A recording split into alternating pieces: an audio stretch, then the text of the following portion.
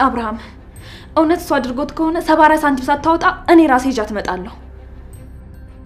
እሱም እጁን እንዲያገኝ ራሴ ያደርጋለሁ። አብርሃም ለዶክተር ርብቃ ከባድ ማስጠንቀቂያ ሰጣትኝ። ይህን ያደረገው ያንቺ ፍቅረኛ የምትይው ነው በማለት ነበረ። ዶክተር ርብቃም በጣም ደነገጠች። በፍጹም ይህን ነገር ሊያደርግ አይችልም። ኤፊ ቆይ ግን ይህ ሁሉ ነገር እንዴት ሊያደርግ ይችላል በማለት የማታውቀው ሰው ሲሆንባት ግራ ተጋባች። አብርሃምም ቆይ ርብቃ ንገሪኝ፣ ሳቢ ላይ የታገተች ጊዜ ለመጀመሪያ ጊዜ የት ነበር ፍቅረኛሽ ብሎም ይላታል። እናም ተገናኝተንም ነበር ደግሞ ወክን ያደረግን ነበር በዛን ሰዓት ለምትለው እና ታዲያ እንዴት ሳቤላ በዛ ሰዓት የታገተችው እንዴት ሊሆን ይችላል ብሎም ይጠይቃታል። እንዲሁም ዲና ይህን ነገር ሲነግረችው ምክንያቱም ደግሞ እሱ ይሆናል ይህን ነገር ያደረገው በቤታችን ላይ እሱ ነው እየረበሸን ያለው።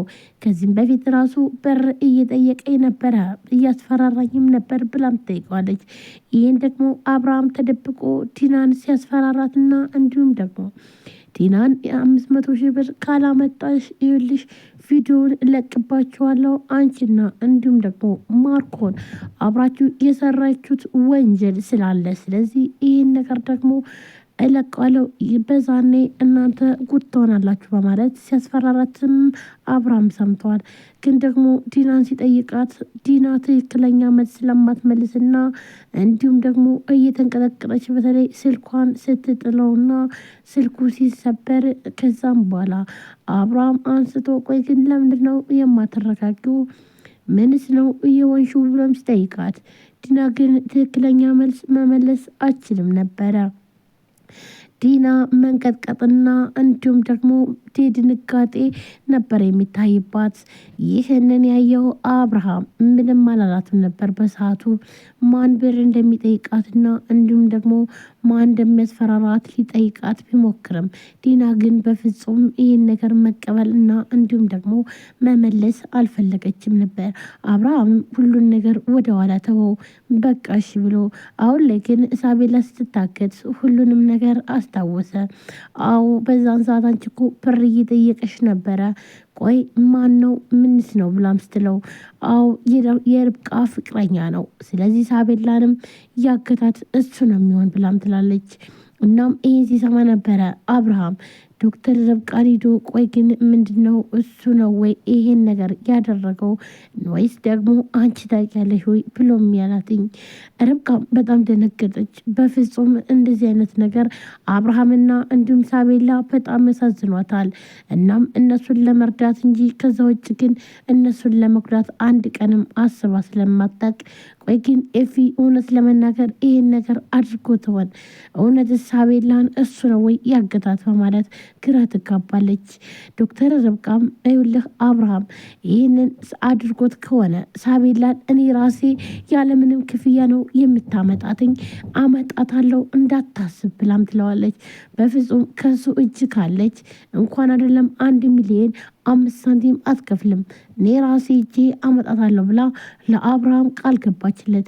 አብርሃምም እሺ ርብቃ ይሄን ነገር ደግሞ እጠብቃለሁ፣ እኔ ያለ ልጄ ባዶ ነኝ፣ ልጄ የሆነ ነገር ከሆነች እኔ በህይወት መቆየት አልችልም፣ አሁን ላይም እየተሰቃየች ነው፣ ስለዚህ ለልጄ መድረስ አለብኝ ብሎ አብርሃምም ይነግራታል።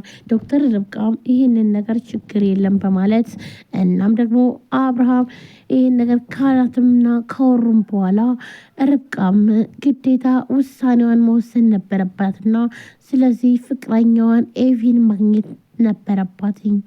ስለዚህ እሷም ደግሞ ይህንን እኮ እያደረገው እሱ ነው፣ ስለዚህ ግዴታ እሱን መልቀቅ የለብንም ብላ ዲናም ትላለች። ይህንን በምትልበት ግን በዛን ሰዓት ከዶክተር ርብቃ ጋር ከሆነ እንዴት እሷን ሊያግታት ይችላል በማለት ለአብርሃም ጥያቄ ነበረ። ዲናም በዛን ሰዓት እኮ እሱ ከእሷ ጋር ቢሆን አጋች ይኖረዋል ወይም ደግሞ በብር ቀጥሮ ሳቤላን ያሳግታታል፣ ስለዚህ ግዴታ እኮ እሱ ራሱ እኮ ማገት አይጠበቅበትም ብላ ለአብርሃም ይህን ስትነግረውም አብርሃምም ኦኬ ይሄ ነገር ሊሆን ይችላል በማለት በጥርጣሬ ተቀምጧል። እንዲሁም ዶክተር ርብቃ ግራ ተጋብታለች። አሁን ላይ ቲና በጣም ተንሰብስፋና እንዲሁም ደግሞ ከአብርሃም ጎን ቆማለች። ይህን ደግሞ እየቆመችው ደግሞ ምክንያቱም ሳቤላ አብራት እየሄደች እያለ ከእሷ እጅ ላይ ነበር ይሄ ነገር የሆነባት። እናም አሁን ላይ ተንኮሏና መጥፎ ነገሯ ሁሉ ስልችት ብሏታል። አሁን ላይ ከማርኮን ጋር ነበረ ይህን ሁሉ ተንኮልና እንዲሁም ሴራ የምትሰራው። አሁን ላይ ግን ብቻዋን ሆናለች። ማርኮንም እስር ቤት በስብሰዋል። ስለዚህ ይህ መጥፎ ነገር ደግሞ የማርኮን እስር ቤት መበስበስ ለሷም ከባድ ነገርና እንዲሁም ደግሞ ይህ ደግሞ ጣፈንታ ለሷ እንደሚደርሳ ስታቅ በጣም ነበር የደነገጠችው። አሁን ላይ በቃ ምን ማድረግ አለብኝ ብላ ነበረ እየወሰነችው። ይህንን በምወስንበትም ሰዓት ግዴታ ምን ማድረግ አለብኝ ብላም በምትወስንበት ሰዓት ይህ ከባድ ነገርና እንዲሁም ደግሞ አደጋ ስለሆነ ስለዚህ ጥሩነቴ ያዋጣኛል፣ ይህ መጥፎነቴ በጣም ብዙ ነገር እያደረገኝ ነው ብላም በማሰቧ ነበረ። አሁን ላይ ግን እያደረገች ያለችው አሁን ላይ ሳቤላን ተባብረን ወደ ቤት መመለስ አለብን፣ አይዞህ አታስብ ብላ አብርሃም ምንም ስታጽናናውም አይተናታል። ስለዚህ ዲና አሁን ላይ በቤቱ አብርሃም ይሄን ቤት አይደለምና ያኛው ቤት ይሄን ቤት ቢሆን ተሽጦ ልጄ በመመለስ አለባትም። ከልጄ ምንም ነገር የሚበስብኝና የሚበልጥብኝ የለም። ስለዚህ ምንም ነገር ቢቀርብኝ ምንም አይመስለኝም በማለት አብርሃምም ይነግራል። ይህንን በሚላትና በሚናገርበት ሰዓትም አብርሃም ዲናም ሌላ ሀሳብ ነበር ያመጣችው። ይኸውልህ አባቴ ምንም እንዳይመስልህ፣ አይዞህ ሳቤላ ልጃችን በቅርቡ ወደ ቤታችን እንመልሳታለን። ይህን እንኳን ቢያንስ እንኳን በዚህ ቤት እንኳን ብር መበደር እንችላለን ብላም ትለዋለች። አብርሃምም ይህ ሀሳብ ከዲና ሲመጣ በጣም ደስ አለው። እውነት ለመናገር በጣም ነው የማመሰግነው ይህን ሀሳብ ስለነገርሽኝ። እውነት አንቺ እንችላለን፣ ልክ ነሽ። ስለዚህ ልጃችን በቅርቡ መመለስ እንችላለን ብሎ አብርሃም በተስፋ በጣም ደስ አለው። ነገር ግን ደግሞ ማርኮ ማለትም የርብቃ ፍቅረኛ ወይም ደግሞ ኤፊ ይህን ነገር አድርጎት ከሆነ ግዴታ ያለምንም ክፍያ እኔው ራሴ አመጣታለሁ ሳቤላም ብላም ቃል ገብታለታለች። ስለዚህ ይህ ቃል ደግሞ ጭራሹን ምንም ብር እንደማይከፍልም አሰበው። ጭራሽ እሱ ከሆነ ብሩን እንደማልከፍለውም ችግር የለውም። ስለዚህ አሁን ደግሞ ግን ምንም አይነት ብር በከፍል ልጄ ብቻ ትምጣልኝ ብለው በዚህም ተስፋ ያዘ አብርሃም። አሁን ላይ በጣም በተስፋ በተለይ ደግሞ ሳቤላን ካወራትና እንዲሁም ደግሞ ምግብሽን መብላት አለብሽ ካላትም በኋላ በጣም ደስ አለው። ሰላም ሰላም፣ ጤና ይስጥልን ውድና የተከበራችሁ የቻናል ቤተሰቦች እንዴት ናችሁ?